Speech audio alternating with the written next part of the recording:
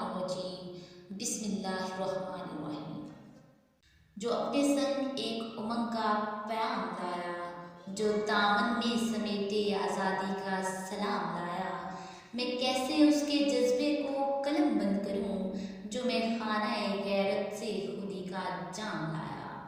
میرے قلم نے جسارت کی اس مرد آخر و خوددار کی زندگی کے چند پہلوں کا احاطہ کرنے کی، جو مسلمان بر صغیر کے لیے امید کی آخری کرن بن کے آیا، جو شاعر مشرق کہلایا،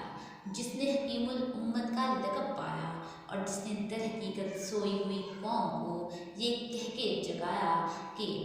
کھولانک زمیں دیکھ، فلک دیکھ، فضا دیکھ، مشرق سے ابھرتے ہوئے سورج کو ذرا دیکھ، آئینہ ایام میں اپنی ادا دیکھ، تعمیر خودی کر عصر آہ رسا دیکھ،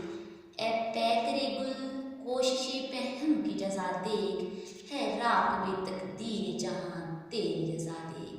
100 سال سے سوئی ہوئی قوم کو جگانا فقط اقبال کے تصوف کا معجزاتی کرشمہ ثابت ہوا۔ دو قومی نظریے کی تیز دھار تلوار گلوئے دشمناں پہ ایسی چلی کہ رام رام کی صدائیں بھی اللہ اللہ پکار اٹھیں۔ فرنگی چاروں شانے چت ہوا اور حماقت بتاں فہم و گماں ایک چراغ روشن میں بدل گیا، اور اقبال کا تصور خودی بر صغیر پاک و ہند کے ہر کونے میں یوں مہکا کہ ادائے گلستان نے ایک نئی کروٹ بدلی۔ اقبال نے قائد کے ساتھ مل کر نہ صرف مسلمان بر صغیر کو ایک بلند پایہ رہنمائی فراہم کی، بلکہ ایک تاریخ ساز دن کو بالآخر وہ نظریہ پیش کر ڈالا جو قیام پاکستان کی وجہ بنا۔ یہ تصور اقبال ہی تھا کہ تیرے رنگ الگ تیرے ڈھنگ جدا، میں صدائے فلک تو صنم کی ادا،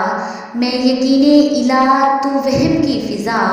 تیری چال جفا میرا عزم وفا۔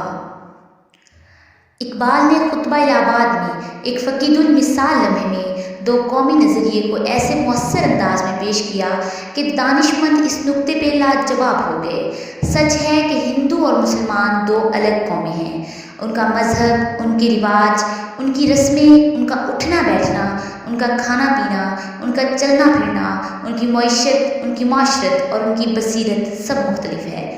یہ کیسے ممکن ہے کہ ندی کے دو کنارے باہم مل جائیں؟ یہ وہی دو قومی نظریہ ہے جس کی بنیاد پر تحریک پاکستان کا آغاز ہوا۔ اپنے درد کو تو ہر کوئی محسوس کرتا ہے اور اس کی دوا بھی ڈھونڈتا ہے، لیکن اقبال اس ہستی کا نام ہے جس نے ملت کے درد کو محسوس کیا، اس کی شدت کو خود میں اتارا، اسے شاعری کا روپ دیا اور ہر فورم پر مسلمان بر صغیر کو عملی رہنمائی فراہم کی۔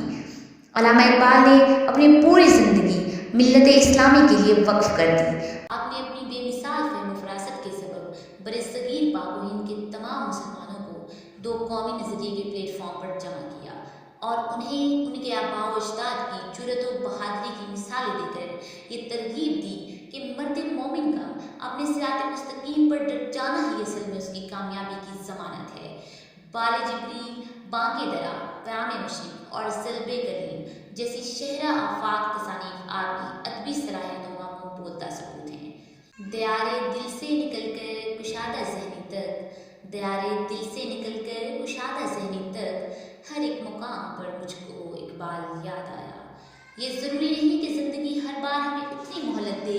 کہ ہم اپنے دستے ہنر سے تراشے شاہکار کو دیکھ پائیں۔ یہی کچھ شاعر مشرق کے ساتھ بھی ہوا، اور یوں قیام پاکستان سے تقریباً 9 سال قبل 21 اپریل 1938 کو علم و ادب کا یہ روشن دیا ہمیشہ کے لیے بجھ گیا، لیکن آپ کی تحریک زندہ و جاوید رہی۔ آپ نے دل مومن میں جو آتش خود مختاری کو ہوا دی تھی وہ چلتی رہی، اور بالآخر 14 اگست 1947 کو دوسری اسلامی نظریاتی ریاست اس دنیا کے نقشے پر ابھری۔ مگر حق تو یہ ہے کہ حق ادا نہ ہوا کہ مثل آج جب میں اقبال بے مثال کو یاد کر رہی ہوں، نہ جانے کیوں میرے الفاظ میرے تخیل کا ساتھ نہیں دے رہے، میری چشم بیتاب میں شرمندگی کے آنسو رواں ہیں، اور بے ساختہ میں یہ کہنے پر مجبور ہوں کہ تو نے جسے جگایا تھا وہ پھر سے سو گیا، تو نے جسے جگایا تھا وہ پھر سے سو گیا، جذبہ خودی سے جلتا دیا معدوم ہو گیا۔ ہر چشم محب وطن اشکبار ہے، ہر چشمے محب وطن اشکبار ہے، ایک بار مجھے پھر سے تیرا انتظار ہے، ایک بار مجھے پھر سے تیرا انتظار ہے۔ والسلام، شکریہ۔